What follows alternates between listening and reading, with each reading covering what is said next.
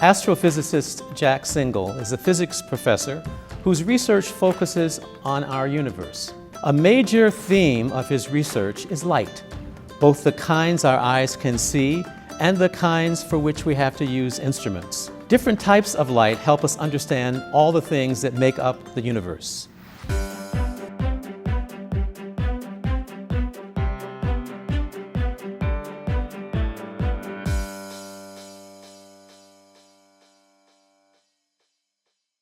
So let's just talk about this universe that you study, specifically light that our eyes can't see. What types of light are we talking about, and how do we see it?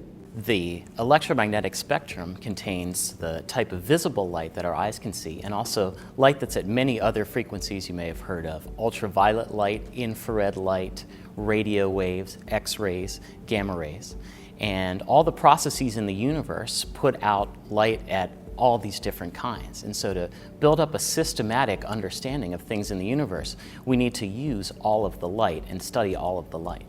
Share with us, what are some of the other themes and areas that you do research in? In my research, I like to think of what unites it is the intersection of astrophysics and big data. So right now we live in an era where all of these surveys in all these different kinds of light, whether they're on the ground or in space, are giving us a mountain of data of all kinds of celestial objects, stars and galaxies and cluster of galaxies and all these other kinds of things.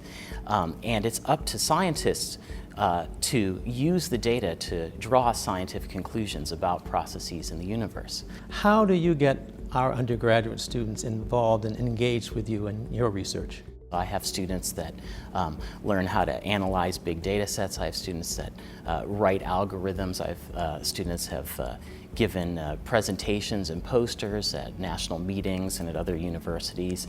And we even have an experimental lab where they learn to tinker around with ultra-high vacuum equipment and sensitive detectors. So they really do everything that I do. Why do you think the University of Richmond is the right place for you to engage in your research? At many universities, there's a lot of pressure to be very narrow in physics and the sciences in general. And so people want you to focus on one thing, and that's how you're going to make your career. Whereas here at the University of Richmond, I feel like I have the freedom to work in a number of different areas that I find interesting and chase these threads where they may go. Thanks so much for spending some time with us today. Your ability to explain complex information and engage and excite your students in the work that you do is quite impressive. So thank you. My pleasure. Thank you.